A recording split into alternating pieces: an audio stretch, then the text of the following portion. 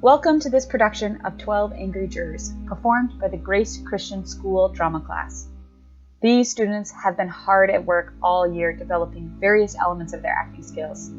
They've told stories simply using their emotions set to music. They've performed children's books to develop different character voices. They've learned to be responsive and cooperative with improv. They've blocked scenes, analyzed subtext, completed motion studies, and performed monologues. And as we approach the end of this year, they were all anticipating putting these skills together in a final full-length stage production. They auditioned and left for March break looking forward to coming back to jump into their newly assigned roles and bring this production to stage. And then, the world changed. Who could have known that a worldwide pandemic would strike, abruptly confining everyone to their homes for the rest of the school year? It would have been easy to give up, but the students stepped up to the challenge of finding a way to perform this play, regardless of our new restrictions. Through the newly necessitated tool of Zoom, the students came together to perform 12 Angry Jurors as an audio drama. Instead of standing on stage, they sat in their bedrooms, living rooms, and kitchens. Instead of performing in front of an audience, they performed while trying to ignore the distractions of parents, siblings, and curious pets. Rather than projecting their stage voices, they tried to balance 14 different mic levels on an audio call. Instead of seeing their fellow actors on stage beside them, they recorded this performance while looking at a computer screen displaying nothing but the names of their fellow actors. It may not be the kind of production we originally intended to do, but I'm proud of the work that these students have done. And I hope you enjoy this audio drama production of 12 Angry Jurors.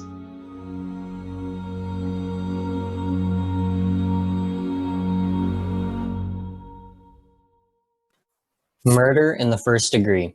Premeditated homicide is the most serious charge tried in our criminal courts. You have heard a long and complex case. Ladies and gentlemen, it is now your duty to try and to separate the facts from the fantasy. One man is dead. The life of another is at stake. If there is a reasonable doubt in your minds as to the guilty of the accused, then you must declare him not guilty. If, however, there is no reasonable doubt, then he must be found guilty. Whichever way you decide, the verdict must be unanimous. I urge you to deliberate honestly and thoughtfully. You are faced with a grave responsibility. Thank you, ladies and gentlemen. The jury will retire.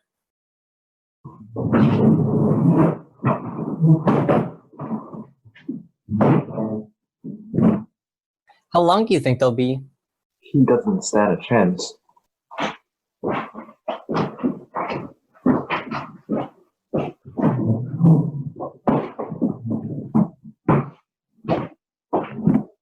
Okay, everyone. I'm going to do a quick roll call. Foreman? Present. 2? Here. 3? Here. 4? Present. 5? Here. 6? Here. 7? Here. 8? Here. 9? Present. 10? Present. 11? Here. And 12. Here. Chewing gum? Gum? Thank you, but no. You know something? I know lots of things. I'm in advertising. You know, it's hot. I never would have known if she hadn't told me. Would you? I suppose not.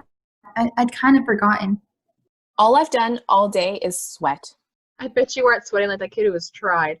You'd think they'd at least air condition the place. I almost dropped dead in court. My taxes are high enough. This should go fast anyway. Yes, it's hot.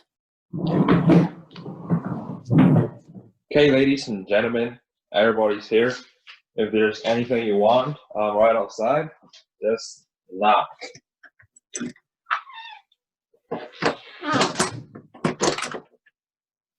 Did he lock that door? Yes, he did. What do they think we are, crooks? They locked us up for a little while. And then they locked that kid up forever, and that's okay by me. Never knew they did that. Sure, they locked the door. What did you think? I just didn't know it. Never occurred to me. Shall we all admit right now that it's hot and humid, and our tempers are short? It's been a pretty hard week. I feel just fine. I wonder what's been going on down at the office. You know how it is in advertising. In 6 days, my job could be gone. and the whole company too. They aren't going to like this. Well, figure this is our duty.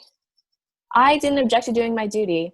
I just mentioned that I might not have a job by the time I get back. Get her to hire you. She's rich. Look at her dress. Is it custom tailored? Yes, it is.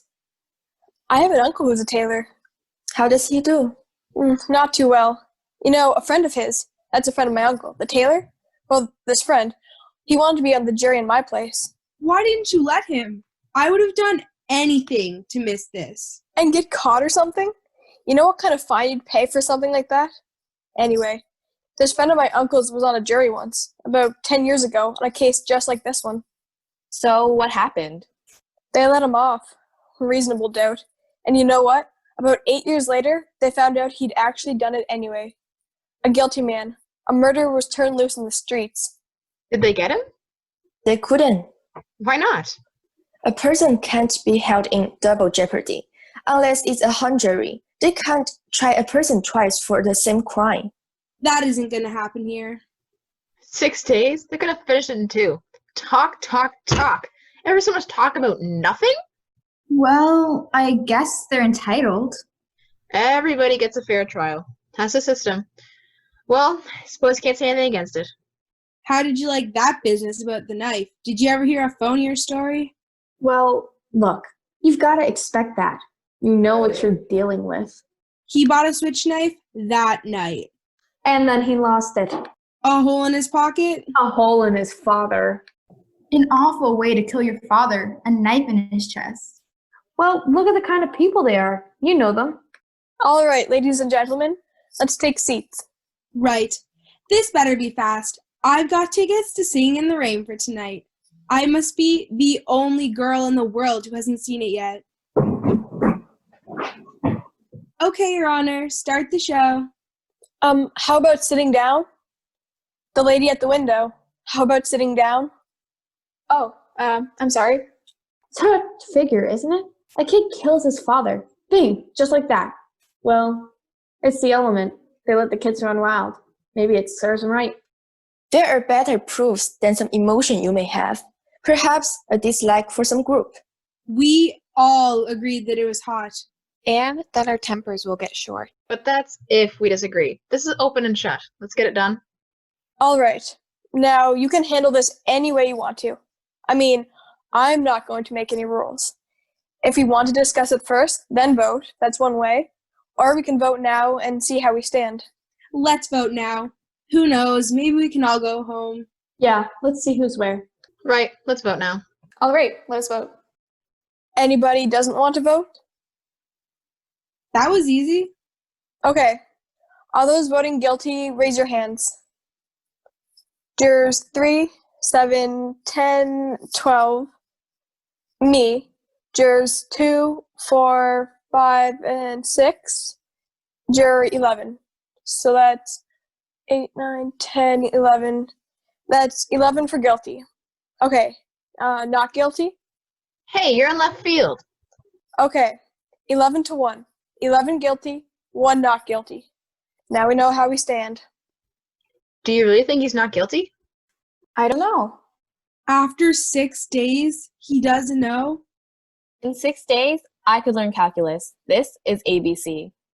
I don't believe that it is as simple as ABC. I never saw a guiltier man in my life. What does a guilty man look like? He's not guilty until we say he is guilty. Are we to vote on his face? You sat right in court and heard the same things I did. The man's a dangerous killer. You could see it. Where do you look to see if a man is a killer? Oh, well, I would like to know. Tell me what the facial characteristics of a killer are. Maybe you know something I don't know. Look, what is there about the case that makes you think the boy is innocent? He's 19 years old. That's old enough. He knifed his own father 4 inches into the chest. An innocent little 19-year-old kid. I agree with you that the boy is guilty, but I think we should try to avoid emotionally colored arguments. All right. They proved it a dozen different ways. Do you want me to list them? No. Do you believe that stupid story he told? No. Do you believe the kid's story? I don't know whether I believe it or not. Maybe I don't. So what'd you vote not guilty for? There were 11 votes for guilty. It's not so easy for me to raise my hand and send a boy off to die without talking about it first. Who says it's easy for me? Or me? No one. He's just as guilty, whether it's an easy vote or hard vote. Is there something wrong because I voted fast? Not necessarily. I think the guy's guilty. You couldn't change my mind if you talked for 100 years. I don't want to change your mind. Then just what are you thinking of? I want to talk for a while. Look, this boy's been kicked around all his life. You know, living in a slum, his mother dead since he was 9. That's not a very good head start. He's a tough, angry kid. And you know why slum kids get that way? Because we knock them over the head once a day, every day. I think maybe we just owe him a few words. That's all. All right, it's hard. Sure, it was hard for me. Everything I've got, I fought for. I worked my way through college. That was a long time ago. And perhaps you do forget. I fought. Yes, but I never killed. I know what it's like. I never killed nobody. I've been kicked around too. Wait until you've worked in an ad agency and the big boy that buys the advertising walks in. We all know. In my country, in China, kicking was a science, but let's try to find something better than that. I don't mind telling you this, lady. We don't owe the kid a thing. He got a fair trial, didn't he? You know what that trial cost? He's lucky he got it. Look, we're all grown-ups here. You're not going to tell us that we're supposed to believe him, knowing what he is. I've lived among them all my life. You can't believe a word they say. You know that. I don't know that. What a terrible thing for a person to believe. Since when is dishonesty a group characteristic? You have no monopoly on the truth. All right, it's not Sunday. We don't need a sermon. What this woman says is very dangerous. I don't see any need for arguing like this. I think we should be able to behave politely. Right?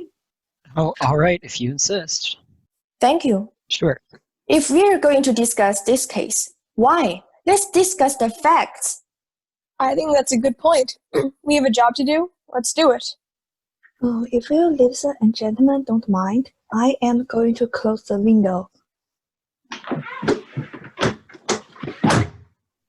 It was blowing on my neck.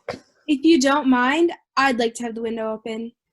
But it was blowing on me. Don't you want a little air? It's summer. It's hot. I was very uncomfortable. There are 12 of us in this room. It's the only window, if you don't mind. I have some rights too. So do the rest of us. Couldn't you trade chairs with someone at the other end of the table? All right, I will open the window if someone would trade.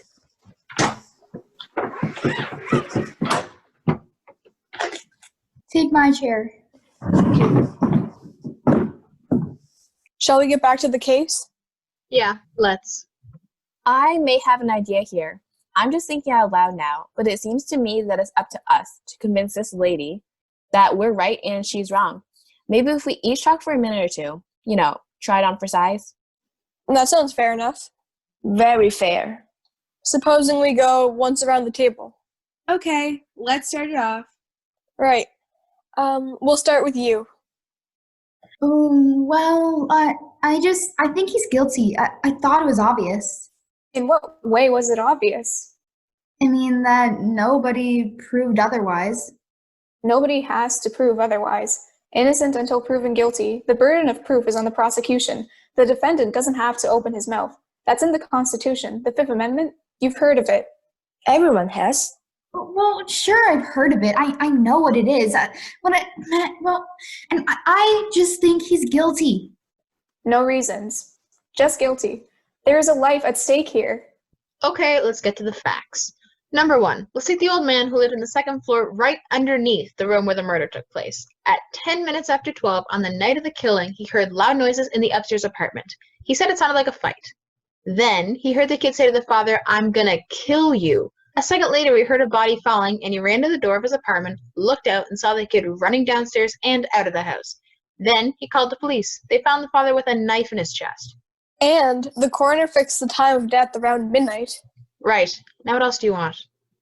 It doesn't seem to fit. The boy's entire story is flimsy. He claimed he was at the movies. That's a little ridiculous, isn't it? He couldn't even remember what picture he saw. That's right. Did you hear that? You're absolutely right. He didn't have any ticket stub. But who keeps a ticket stub at the movies? That's true enough. I suppose, but the cashier didn't remember him. And the ticket taker didn't either. Look, what about the woman across the street? If her testimony doesn't prove it, then nothing does. That's right. She saw the killing, didn't she? Let's go in order. Just a minute. Here's a woman who's lying in bed and can't sleep. It's hot, you know.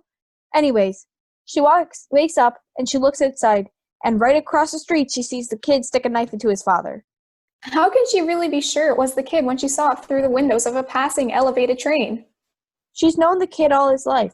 His window is right opposite hers, across the L tracks, and she swore she saw him do it.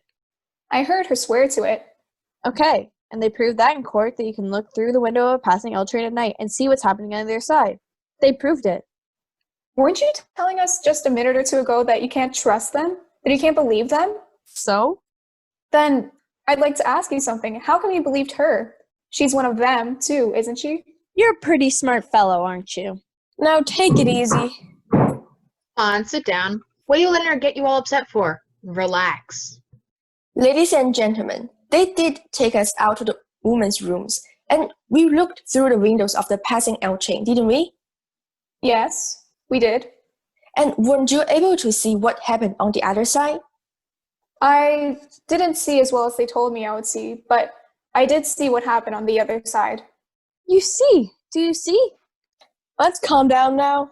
It's your turn. I'll pass it. That's your privilege. How about you? I don't know. I start to be convinced, with the testimony from those people across the hall. Didn't they say something about an argument between the father and the boy around 7 o'clock that night? I mean, I can be wrong. Oh, I think it was 8 o'clock, not 7. That's right, 8 o'clock. They heard the father hit the boy twice and then saw the boy walk angrily out of the house. Right. What does that prove? Well, it doesn't exactly prove anything. It's just part of the picture. I didn't say it proved anything. Anything else? No.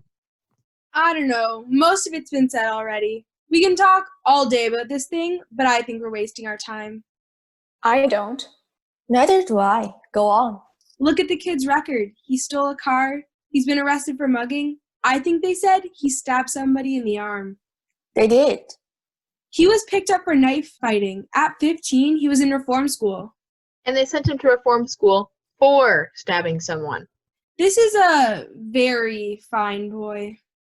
Ever since he was 5 years old, his father beat him up regularly. He used his fists. So would I on a kid like that. You're right. It's the kids. The way they are, They don't listen. I've got a kid.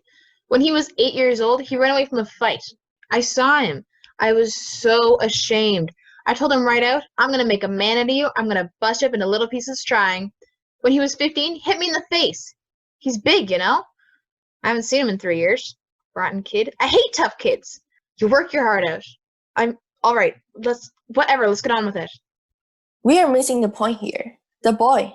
Let's say he's a product of a filthy neighborhood and a broken home. We can help that. We are not here to go into the reasons why slums are breeding grounds for criminals. They are. I know it. So do you. The children who come out of slum backgrounds are potential menaces to society.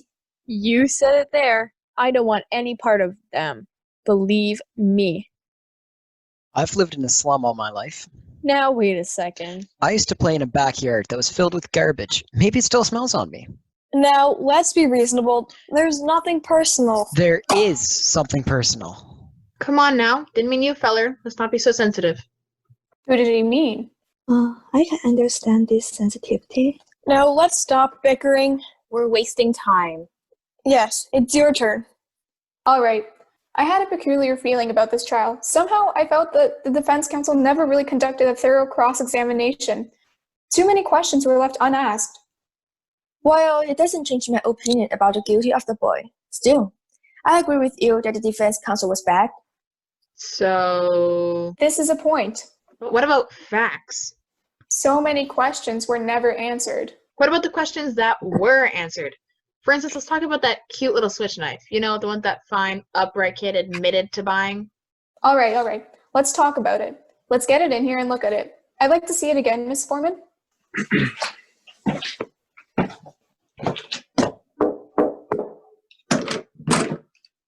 Yes? Can we bring the switch knife into the room? I'll speak to the clerk. We all know what it looks like. I don't see why we have to look at it again. What do you think? The lady has a right to see exhibits in evidence. Okay with me. The knife is a pretty strong piece of evidence, don't you agree? I do. Now, let's get the sequence of events right as they relate to the switch knife. The boy admits going out of his house at 8 o'clock after being slapped by his father. Or punched. He went to a neighborhood store and bought a switch knife. The storekeeper was arrested the following day when he admitted selling it to the boy. I think everyone agrees it's an unusual knife. Pretty hard to forget something like that. The storekeeper identified the knife and said it was the only one of its kind he had in stock. Why did the boy get it? As a present for a friend of his, he says. Am I right so far? Yes, right. You bet she's right. Now listen to her. She knows what she's talking about. Next, the boy claims that on the way home, the knife must have fallen through a hole in his coat pocket, that he never saw it again. Now, their story, ladies and gentlemen. You know what actually happened. The boy took the knife home and a few hours later stabbed his father with it and even remembered to wipe off the fingerprints.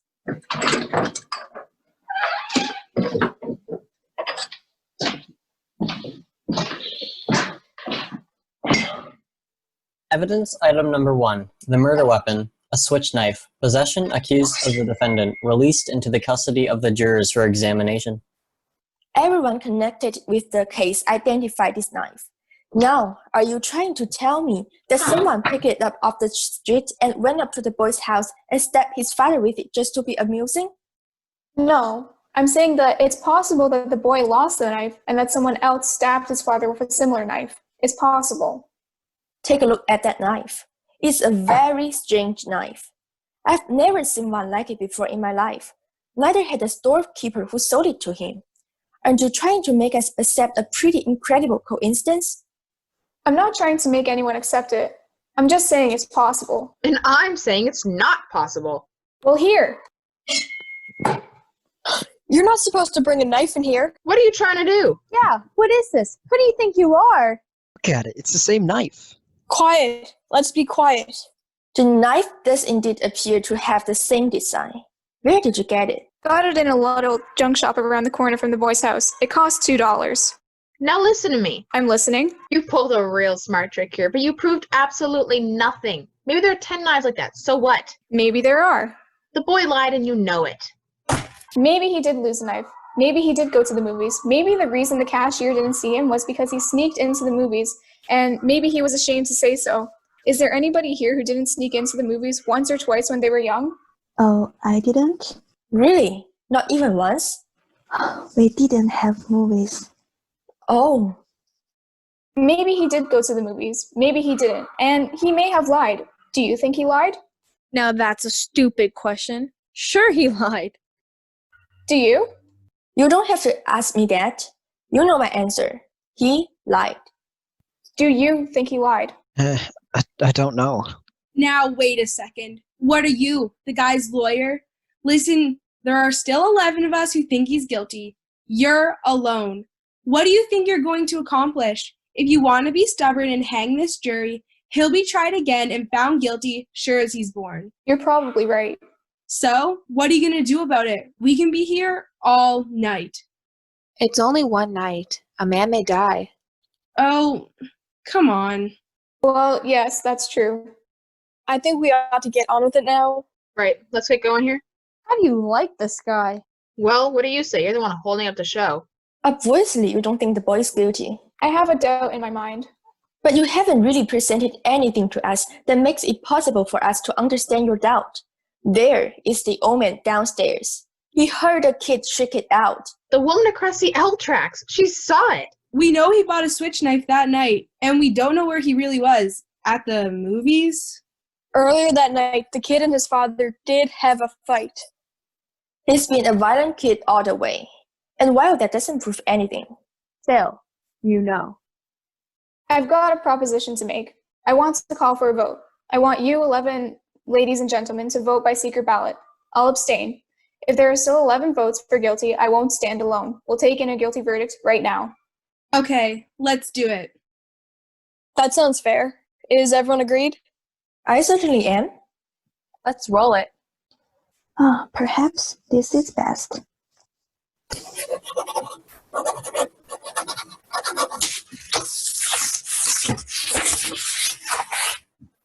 Guilty. Guilty. Guilty. Guilty. Guilty. Guilty. That's 6. How do you like that? Please. 6 guilty. Guilty. Guilty. Guilty. Not guilty. Guilty. How do you like that?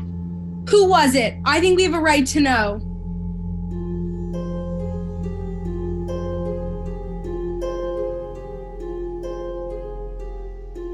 This concludes Act 1.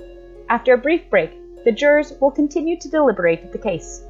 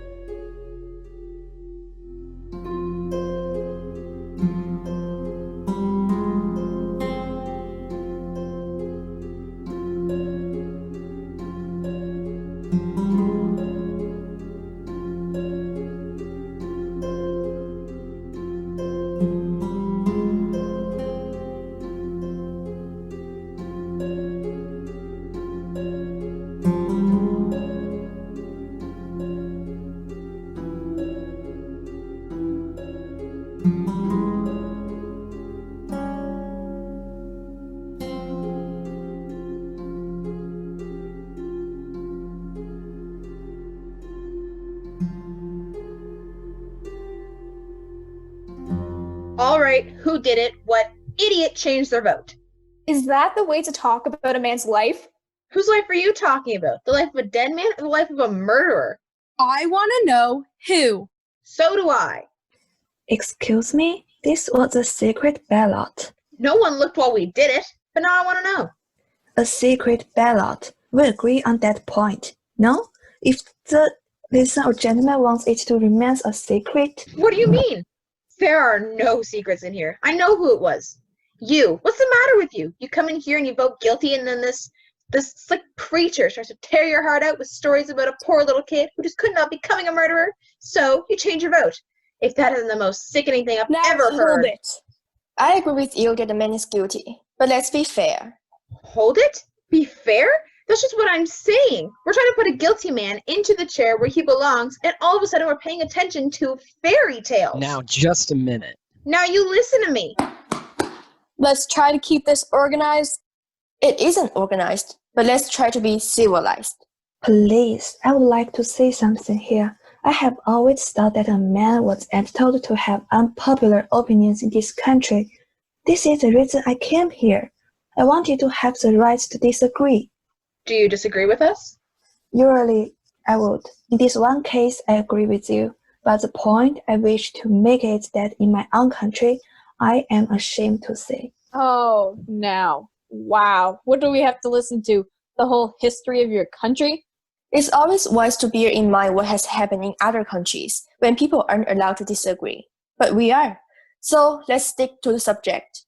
Yeah, let's stick to the subject. I want to ask you, what made you change your vote? I want to know too. You haven't told us yet. Why do you think that I changed my vote? Because I do. Now get on with it. There's nothing for him to tell you. He didn't change his vote. I did. I was going to tell you, but you were so sure of yourself. Sorry. Okay, now, Maybe you'd like to know why. let me tell you why that kid's up. Hey, the lady wants to talk. Thank you.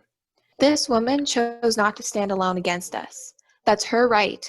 It takes a great deal of courage to stand alone, even if you believe in something very strongly. She left the verdict up to us. She gave her, and I gave it to her. I want to hear more. The vote is 10-2.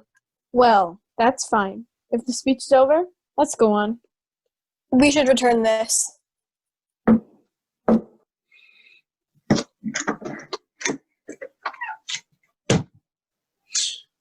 Evidence item number 1, returned into the court's custody. Thank you.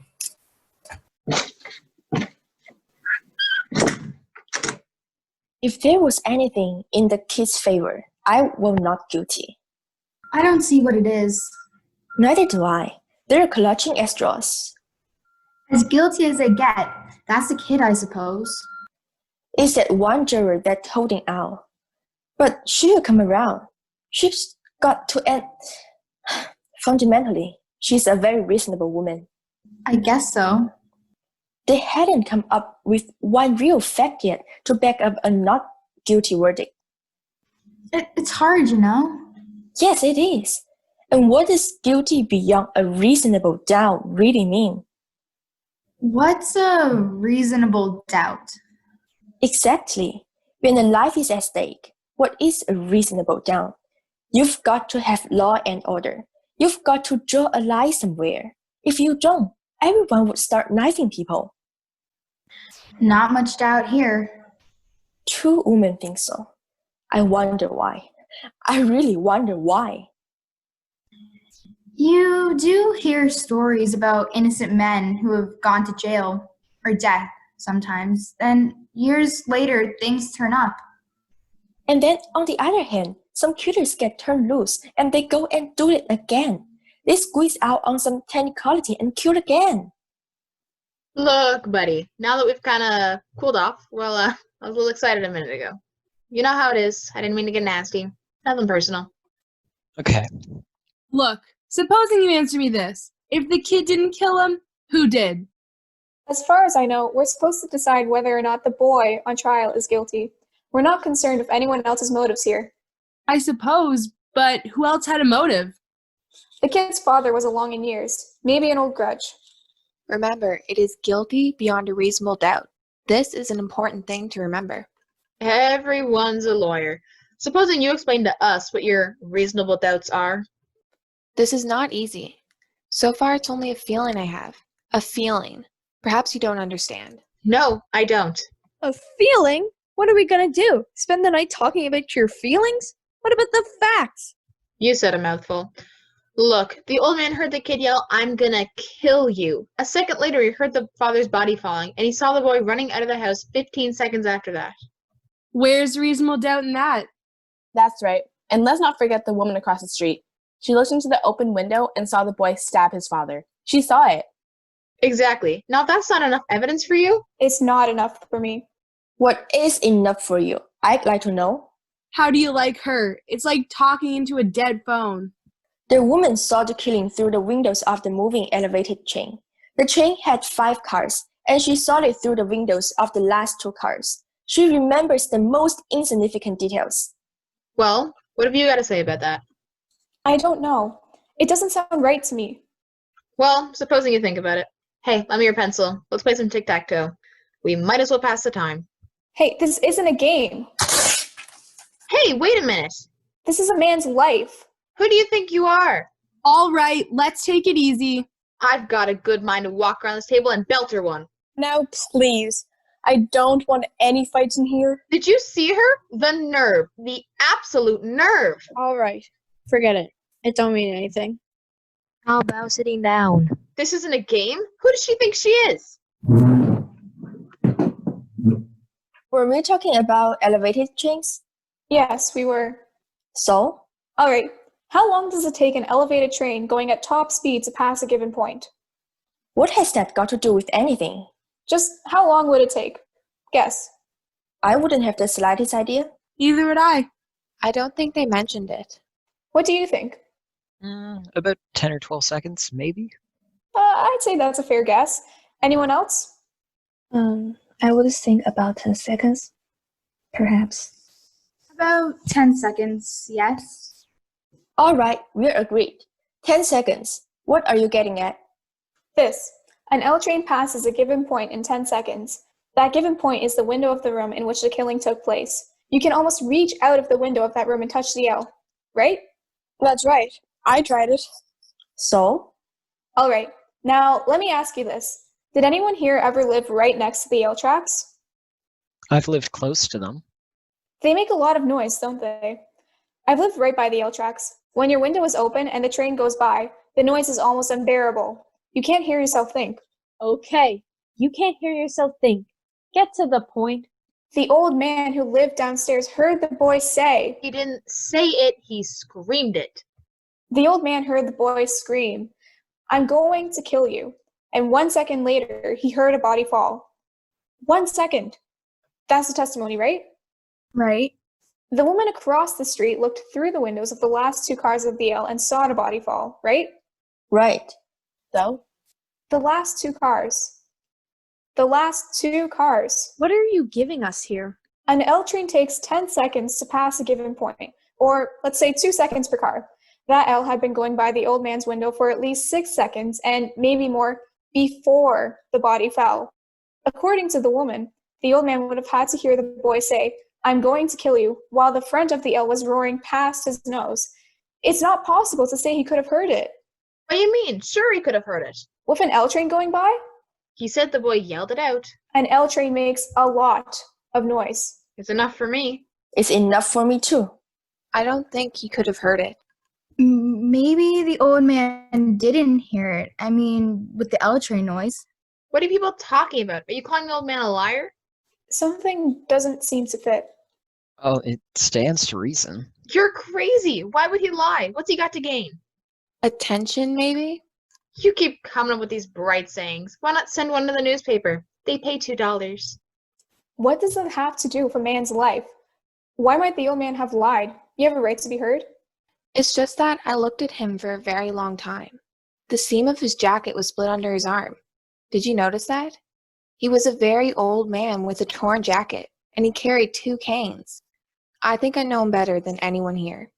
This is a quiet, frightened, insignificant man who has been nothing all of his life, who has never had any recognition, his name in the newspapers. No one knows him after 75 years. This is a very sad thing. A man like this needs to be recognized, to be questioned, and listened to, and quoted just once. This is very important. And you're trying to tell us he lied about a thing like this just so he could be important? No, he wouldn't really lie. But perhaps he made himself believe that he heard those words and recognized the boy's face. Well, that's the most fantastic story I've ever heard. How could you make up a thing like that? I'm not making it up. You must be making it up. People don't lie about things like that. He made himself believe he told the truth. What do you know about it? I speak from experience. What? I'm the same person. I think we all understand now. Thank you. If you want to admit you're a liar, it's all right by me. Now that's too much. She's a liar. She just told us so. She did not say she was a liar. She was explaining. Didn't you just admit that you're a liar? Please, she was explaining the circumstances so that we could understand why the old man might have lied. There's a difference. A liar is a liar. That's all there is to it. Please, have some compassion. Ladies, please. We have our job and duty here. I think they've covered it. I hope we have. All right. Is there anything else? Cough drop? No, thank you. Anybody want a cough drop? Come on. Let's get on with it. I'll take one. Thank you. Now, there's something else I'd like to point out here. I think we proved that the old man couldn't have heard the boy say, "I'm going to kill you." Well, I disagree. Let's hear her through anyway. But supposing the old man really did hear the boy say, "I'm going to kill you," this phrase, how many times have each of you used it? Probably hundreds. If you do that once more, Junior, I'm going to murder you. Come on, Rocky, kill him. We say it every day. This doesn't mean we're really going to kill someone. Don't the circumstance alter that somewhat? The old man was murdered. One more thing. The phrase was, "I'm going to kill you," and the kid screamed at the top of his lungs. That's the way I understand it. Now don't try and tell me he didn't mean it. Anybody says something like that the way he did, they mean it. And how they mean it. Well, let me ask you this. Do you really think the boy would shout at a thing like that so the whole neighborhood would hear it? I don't think so. He's much too bright for that. Right? He's a common ignorant slob. He don't even speak good English. He doesn't even speak good English. The boy is clever enough. I'd like to change my vote to not guilty. Are you sure? Yes, I'm sure. Are you kidding me? The vote is 9-3 in favor of guilty. I'd like to know why you changed your vote. I think there's a doubt. Where? Where is that doubt exactly? There's the knife. Oh, fine.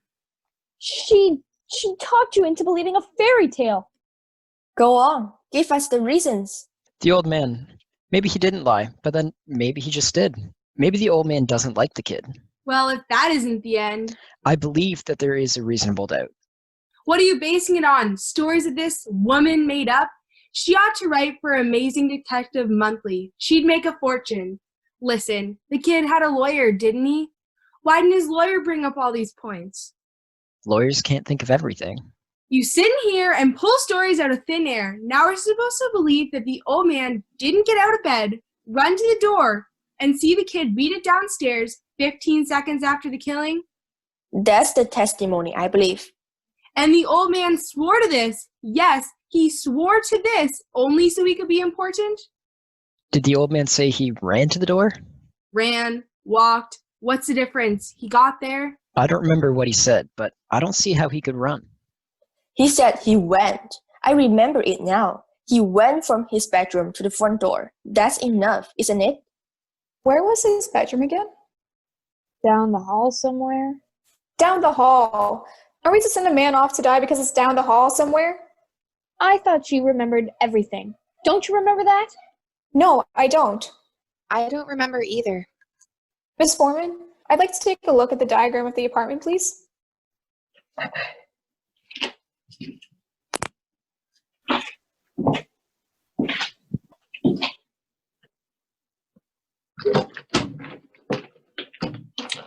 Yes, Can we see the diagram of the apartment they showed us in court? sure thing. All right, what's this one for? How come you're the only one in the room who wants to see exhibits all the time? I want to see this one too. So do I. And I want to stop wasting my time. Are we going to start wading through all that nonsense about where the body was found? We're not. We're going to find out how a man who's had 2 strokes in the past 3 years and who walks with a pair of canes could get to his front door in 15 seconds. He said 20 seconds. He said 15. How does he know how long 15 seconds is? You can't judge a thing like that. He said 15. He was very positive about it. He's an old man. You saw that. Half the time he was confused. How could he be positive about anything? Well, you know. No, I don't know. Maybe you know. Is this what you wanted? That's right. Thank you. Sure, that's my job. Demonstration item number 3. A diagram of the apartment building where the murder occurred. You want this? Yes, please. Do me a favor. Wake me up when this is over. I looked at that diagram for 2 hours. Enough is enough. Some of us are interested. Go ahead. All right. This is the apartment in which the killing took place. The old man's apartment is directly beneath it and exactly the same. Here are the L tracks, the bedroom, another bedroom, living room, bathroom, kitchen, and this is the hall. Here's the front door to the apartment, and here are the steps. Now, the old man was in bed in this room. He says he got up, went out into the hall, down the hall to the front door, and opened it and looked out just in time to see the boy racing down the stairs. Am I right so far? That's the story. That's what happened. 15 seconds after he heard the body fall. His bed was at the window. It's 12 feet from his bed to the bedroom door. The length of the hall is 43 feet and 6 inches.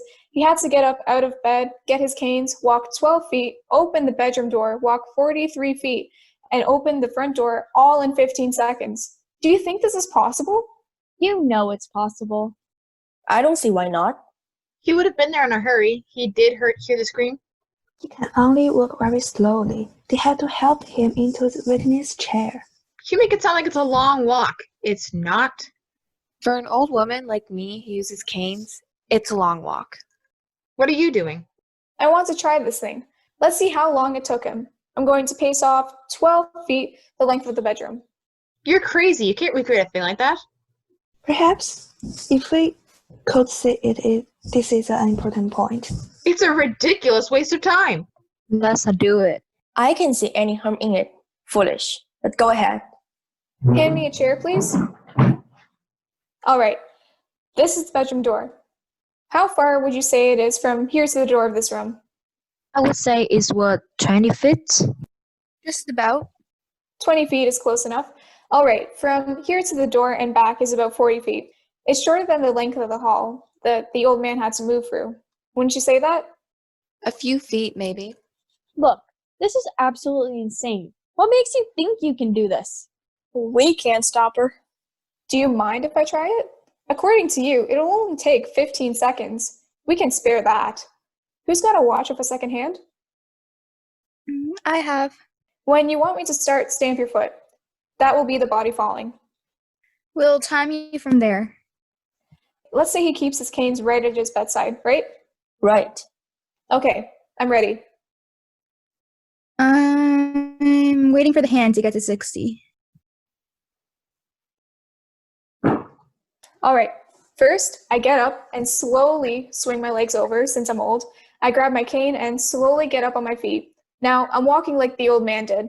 And finally, I made it to the door. Speed it up. He walked twice as fast as that. Now, I must walk down this 40-foot long hallway. I think, even more quickly than the old man walked in the courtroom. No, it isn't. If you think I should go faster, I will. Speed it up a little. Okay. I'll move a little faster. Now, I continue my way down the hallway, cane in hand, hobbling.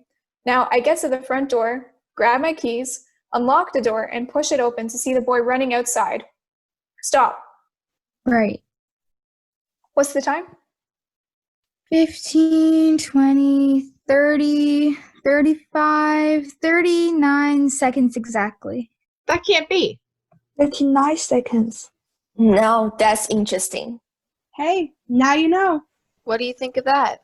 39 seconds, 39. And the old cripple swore on his oath that was 15. He may have been a little bit off on the speed that the old cripple moved at, but 24 seconds off. Well, now you know. Far be it from me to call anyone a liar, and even allowing for quite a difference in speed between the old man and you. Why, still, there's quite a discrepancy.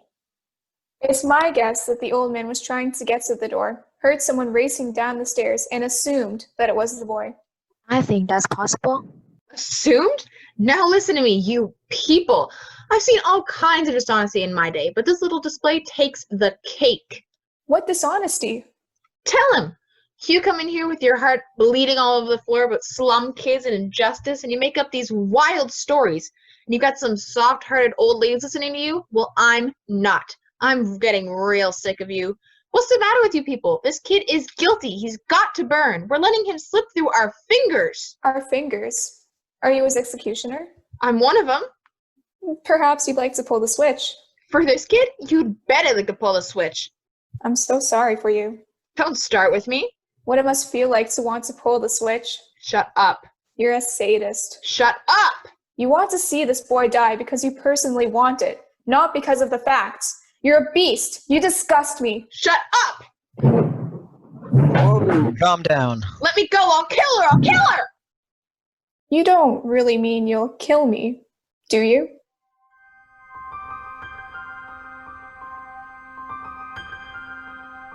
This ends Act 2. After a brief intermission, the jurors decide the boy's fate.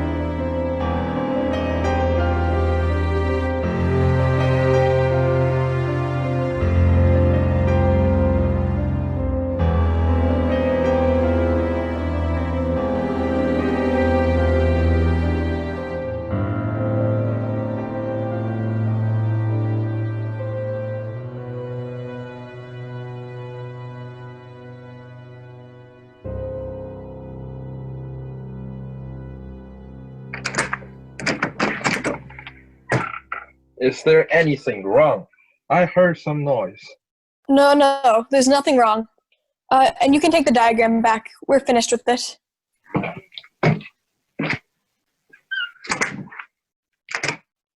Well, what are you looking at? I don't see why we have to behave like children here. No do I. We have a responsibility. This is a remarkable thing about democracy, that we are... Oh, wait. What is the word? Notified. That we are notified by mail to come down to this place and decide on the guilty or innocence of a man. Of a man we have not known before. We have nothing to gain or lose by our verdict. This is one of the reasons why we are strong. We should not make it a personal thing. Thank you very much. Oh, why do you thank me? We forget. It's good to be reminded. I'm glad that we are going to be civilized about this. Well, we're still nowhere. No, we're somewhere. Or getting there. Maybe. Maybe. Who's got an idea? I think maybe we should try another vote. It's all right with me. Anybody doesn't want to vote? Let's vote. Yes, vote. So, all right, let's do it. And I want an open ballot. Let's call out our votes. I want to know who stands where. That sounds fair. Anyone object? All right. I'll call off for jury numbers. I vote guilty. Number 2? Not guilty. 3? Guilty. 4? Guilty. 5? Not guilty. 6? Not guilty. 7? Guilty. 8? Not guilty. 9? Not guilty. 10? Guilty. 11? Not guilty. And 12? Guilty. That's 6-6. I'll tell you something. The crime is being committed right in this room. The vote is 6-6. I'm ready to walk into court right now and declare a hung jury. There's no point in this going on anymore. I'd like to know why you changed your vote, and why you changed your mind, and why you did.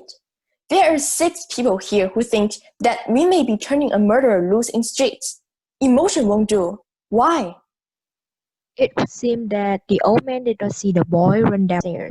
I do not think it likely that the old man heard someone scream, "I'm going to kill you." One man dreamed. And if the boy did scream that he was going to kill, then we have the authority of this man. To prove that, it might not be really mean he's going to kill. Why don't we take it into the judge and let the kid take his chances with 12 other guys? 6-6. I don't think we'll ever agree on anything. It's got to be unanimous. And we're never convince her. At first, I was alone. Now, 5 others agree. There is a doubt. You can't ever convince me there's a doubt, because I know there isn't a doubt. I tell you what, maybe we are a hung jury. It happens sometimes. We are not going to be a hung jury. But right now we are. We're a perfect balance. Let's take it into the judge. If there is a reasonable doubt, I don't see it. The doubt is there, in my mind. Maybe we should vote. What do you mean, vote? Not again.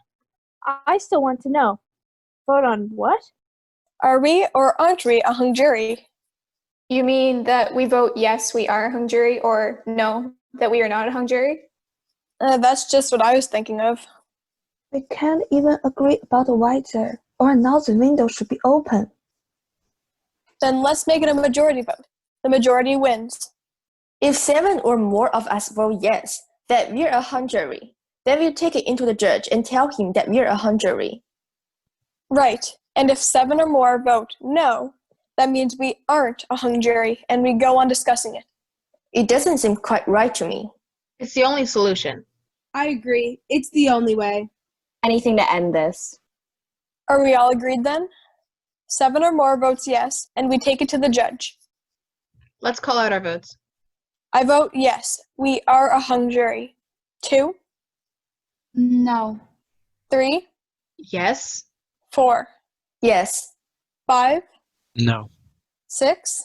No. 7? Yes. 8? No. 9? No. 10? Yes. 11 No. and 12. Yes. Oh no. It's 6-6. We can't even get a majority to decide whether or not we're a hung jury. I went along with the majority vote on this question, and I didn't agree with voting that way. Not really. And I still don't. So I'm changing my vote. I say no, we're not a hung jury. I believe that the boy is guilty beyond a reasonable doubt. There is something I want to find out from those ladies and gentlemen that changed their minds. Then we aren't a hung jury. So we go on. Good. We go on. Why did you change your mind? She seems so sure, and she has made a number of good points. Well, she only gets mad and insults everybody. Does the anger and insult change the guilt of the boy? He did do it. Are you going to turn a murderer loose because one of the jurors get angry when she thinks a murderer is being turned loose? That's true. There is a doubt. I don't think so. The check is straight in front of the window. Let's take that point. So the L train would have made a low rumbling noise. L trains scream when they go around curves. So the old man could have heard the scream, which is high-pitched, and it is a tenement, and they have thin walls. Good. That's it. That is it. And what if the old man was wrong about the time it took him to get to the door, but right about whom he saw? Please remember that there weren't any fingerprints on the knife, and it is summer, so gloves seems unlikely. Now you, number 8, I want you to listen to this woman. She's got the goods. And it might have taken a few seconds to take a handkerchief out and wipe the fingerprints away. This is a point. Why don't we just time this one to see? Just what are we timing? Yes, let's be exact, please. I'm saying that the old man downstairs might have been wrong about how long it took him to get to the door shut, that he was right about whom he saw running down the stairs. Now, it may have taken a murderer about 39 seconds to wipe away all the fingerprints and get down the stairs to the place where the old man saw him, the boy, that is. This is right. We reconstructed the old man getting out of bed and going to the door, and we timed that. Now let's reconstruct the actual crime. As well as we can reconstruct it. I think a murderer could use up 30 or 40 seconds pretty easily at that point. Let's reconstruct the killing. Yes, let's. Here, you do the stabbing. No, I will do it.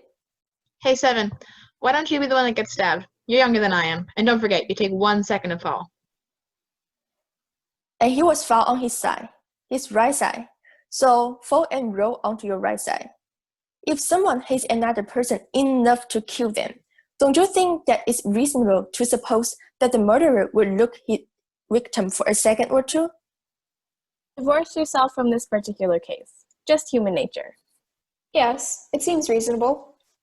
Hey, wait a minute. He falls and ends up on his right side. The father did, but stabbing someone isn't like shooting them. And even when it's right in the heart, the father would have worked around for a few minutes. Lying there, no, probably seconds, on the floor, writhing maybe. That's quite possible. There would have been enough oxygen in his system to carry him for 2 or 3 seconds, I should think. Oh, wouldn't the father have cried out? Maybe the kid held his mouth. That also seems possible. Also, there's another point we might bring out. Anyone who is clear enough mentally to wipe the fingerprints away after murdering someone, well, that person is also clear enough to look around the apartment or the room in this case to see if there are any other clues. It would just be for a second or two, I should think.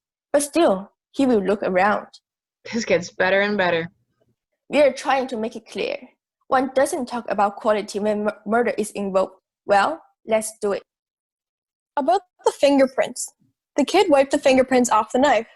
Well, what about the doorknob? If I saw a man coming into my home, a man that hated me, and if he was wiping the doorknob with a handkerchief as he came in, it would give me an uneasy feeling. So, the doorknob must have been wiped after the killing, and this too would have taken some time. You timed the last one. Why don't you time this one too? All right. Stamp your foot when you want me to start. I want the hand to be at 60.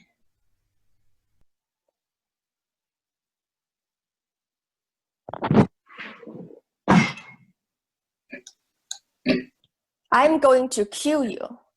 Okay, I bring the knife down, overhand. The blade is collapsed. Juror 7 catches the knife in her hands and falls to the floor a second after my shout.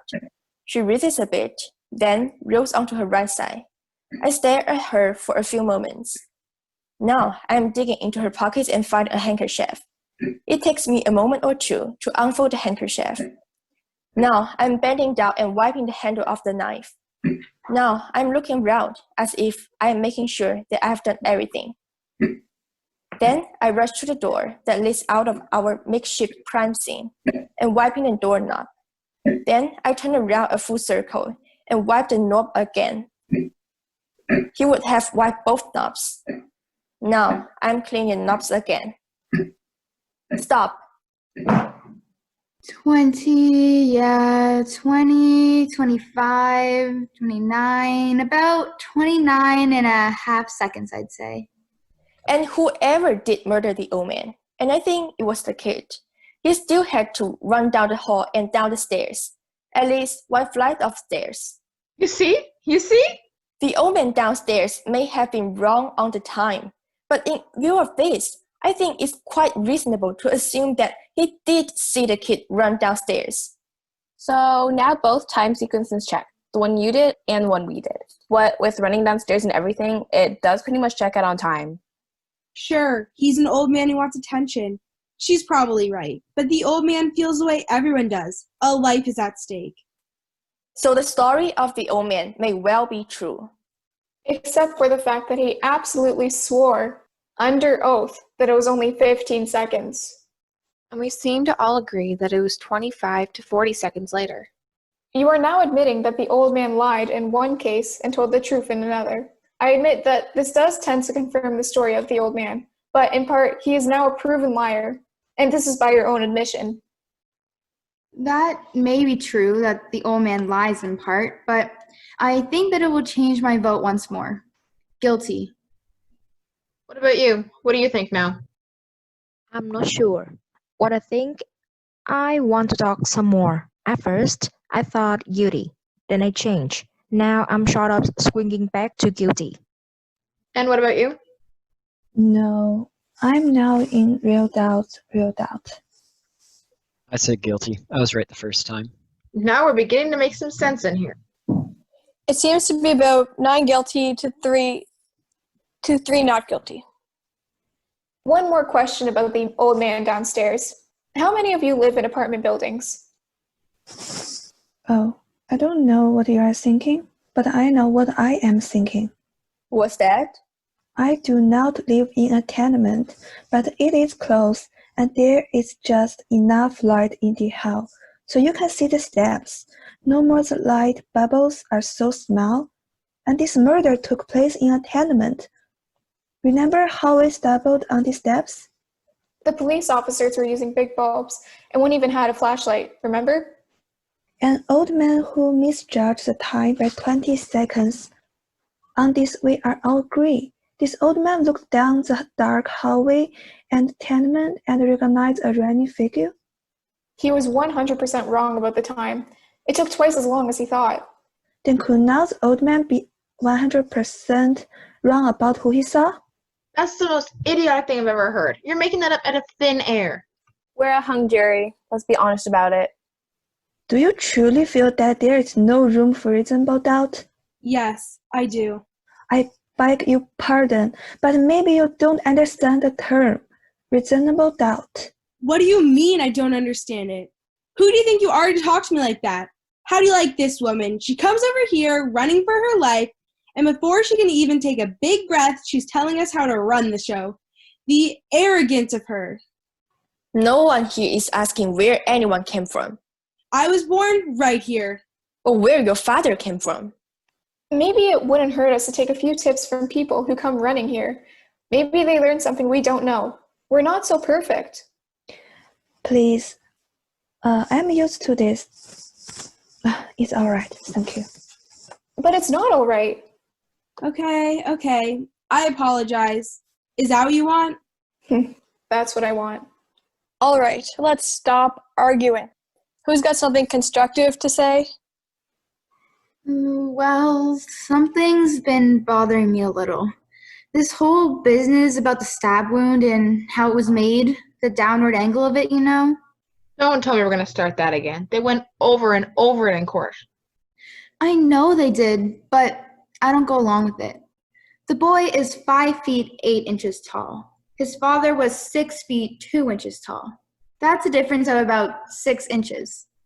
It's a very awkward thing to stab down into the chest of someone who's half a foot taller than you. Look, you're not going to be satisfied until you see it again. I'm going to give you a demonstration.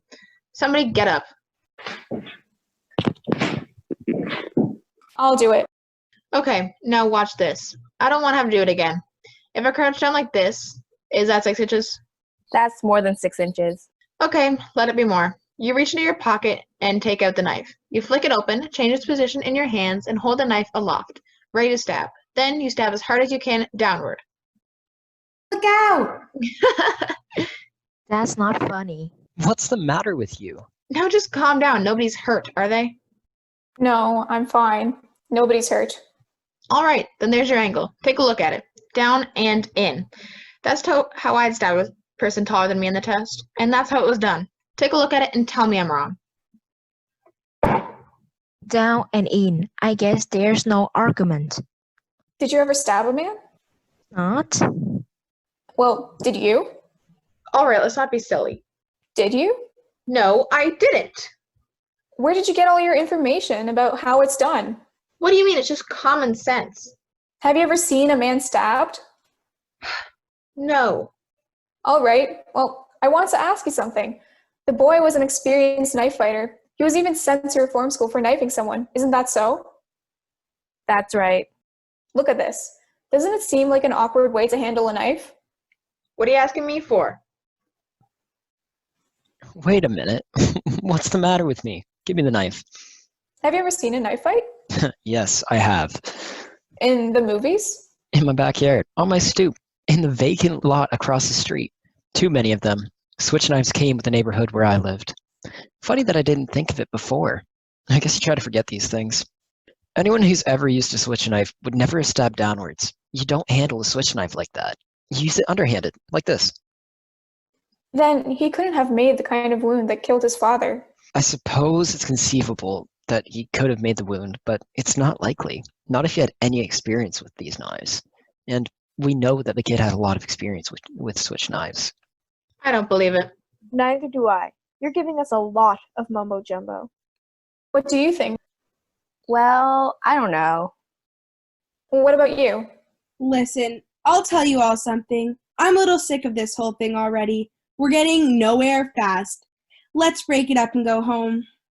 Before we decide anything more, I'd like to try and pull this together. This should be good. She has the right. Let her go ahead. Do you want me to do this too? Yeah, let's hear her. I'm in advertising. I'm used to the big shots pulling things together. Let's chip up a few shots to see if any of them land on the green. I just want you all to look at this logically and consistently. We have. And the verdict should be guilty. I want to know, is the kid smart or is he dumb? What do you mean? This is a kid who has gone to reform school for knife fighting. The night of the murder, he bought a knife, a switch knife. It would then take a very stupid kid to go and murder a man, his father, with an instrument that everyone would associate with the kid. I quite agree. He's dumb. However, if he were dumb, then why did he make the kind of wound that an inexperienced man would make with a knife? I'm not sure I understand. To murder someone must take a great emotion, great hatred. And at that moment, he would handle the knife as best as he could. And a trained knife fighter would handle it as he had been trained, underhand. A man who had not been trained would go overhand. But the kid is being very smart. Everyone knows that he is an experienced knife fighter, so he is smart enough at that moment to make the wound that an amateur would make. That man is a smart man. Smart enough to wipe the fingerprints away, perhaps even smart enough to wait until an L train was going by in order to cover the nose. Now, is the kid smart or is he dumb? Wait a minute. Well, the woman across the L track saw the murder through the L train, so someone in the L train could have seen the murder too. Possibility, but no one did that we know of. It would take an awfully dumb man to take that chance, doing the murder as the train went by. Exactly. A dumb man. A very stupid man. A man swept by emotion. Probably he heard nothing. He probably didn't even hear the train coming, and whoever did murder the father did it as well as he could. So? The kid is dumb enough to do everything to associate himself with the switch knife, a switch knife murder. And then a moment after the murder, he becomes smart. The kid is smart enough to make a kind of wound that would lead us to suspect someone else. And yet, at the same instant, he is dumb enough to do the killing as an L train is going by. And then a moment later, he is smart enough to wipe fingerprints away. To make this boy guilty, you have to say he is dumb from 8 o'clock until about midnight. And then about midnight, he is smart for 1 second, and then dumb for a few seconds, and then smart again. And then once again, he becomes stupid. So stupid that he does not think of a good alibi. Now, is this kid smart or is he dumb? To say that he is guilty, you have to toss his intelligence like a pancake. There's doubt, doubt, doubt. I hadn't thought of that. And the old man downstairs. On the stand, he swore that it was 15 seconds. He insisted on 15 seconds. But we all agree that it must have been almost 40 seconds. Does the old man lie half the time, and then does he tell the truth the other half the time? For the kid to be guilty, he must be stupid, then smart, then stupid, and then smart, and so on. And for the kid to be guilty, the old man downstairs must be a liar half of the time, and then the other half of the time he must tell the truth. You can reasonably doubt. I'm sold on reasonable doubt. I think I am too. I wanted more talk, and now I have had it. I want another vote. Okay, there's another vote called for then. I guess the quickest way is a show of hands. Anyone object? All right. All those voting in favor of acquittal, raise your hands. I'll count.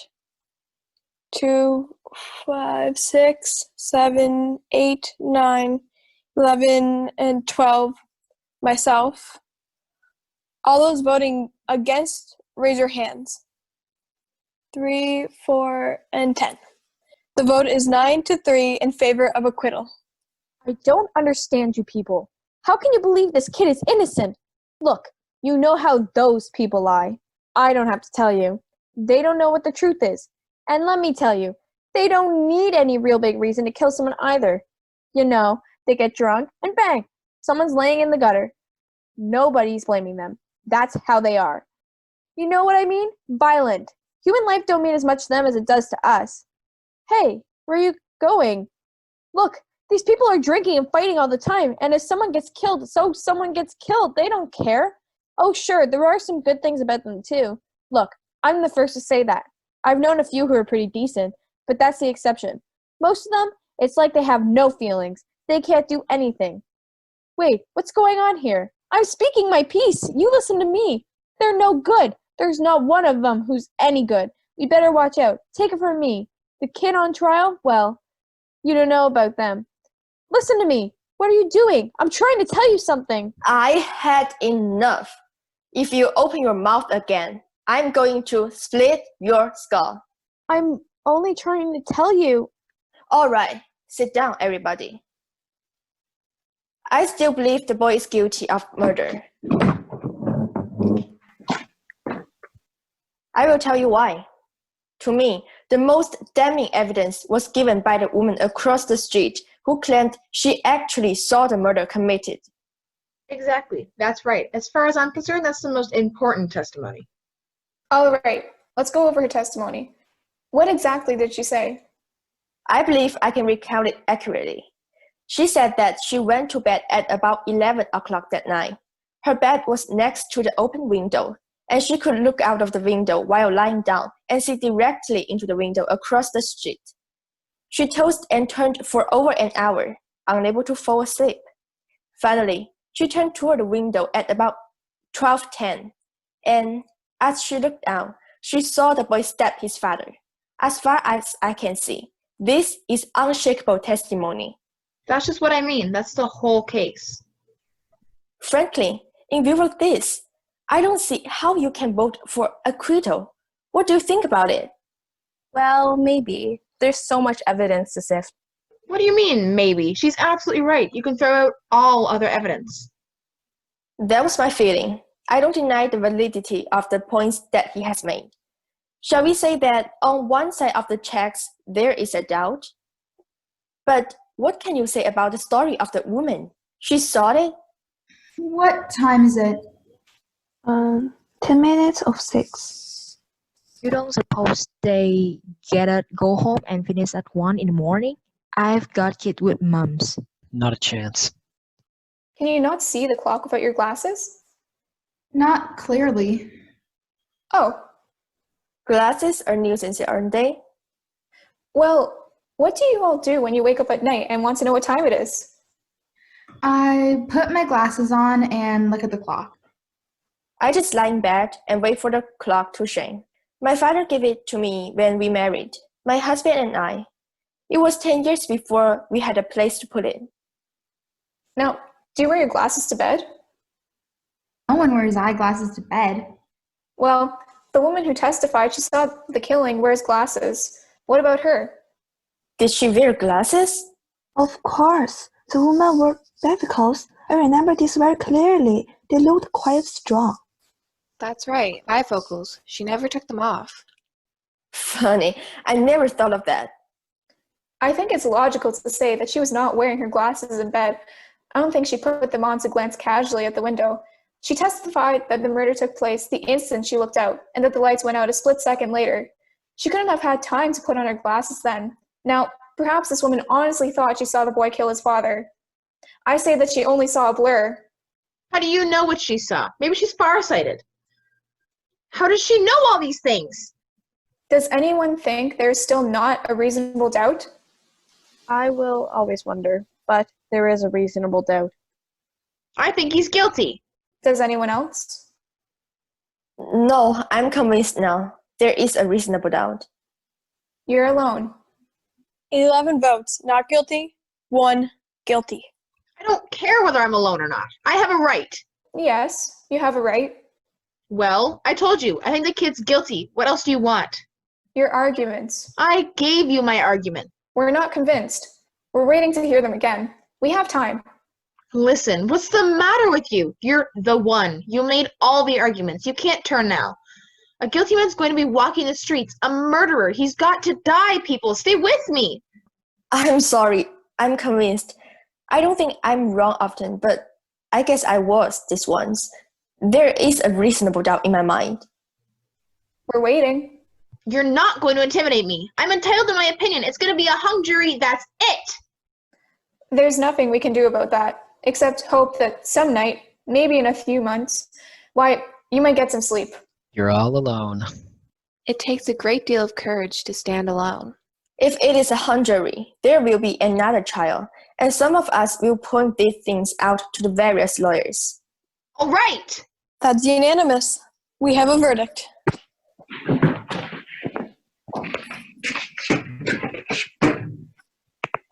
Yes? We have a verdict. All right. Let's go back to the courtroom. I'll notify the judge. Glad that this is finally over. We've made a well-thought-out decision. Goodbye, fellas. Hopefully I won't have to see any of you again. A night well spent. You know, my job could be gone in the blink of an eye. I really got to get out of here. They want us out of here. You left your knife. I don't need it. I proved my point. You sure did. Maybe I should make mine. Well, now's your chance. You've got my knife. You're not worth it. Not guilty. Not guilty.